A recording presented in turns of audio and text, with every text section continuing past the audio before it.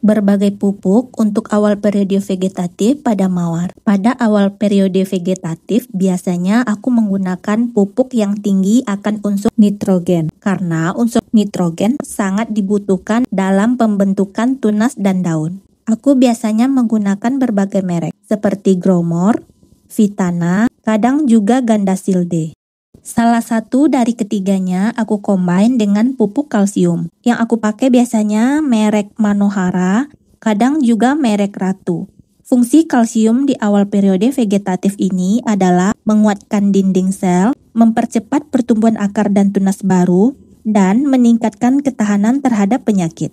Pupuk daun atau pupuk yang berkonsentrasi nitrogen tinggi ini aku akan berikan 1 minggu sekali hingga plant mawar berganti ke fase generatif. Sedangkan kalsium aku gunakan setiap 2 minggu sekali. Follow aku untuk tips merawat mawar lainnya.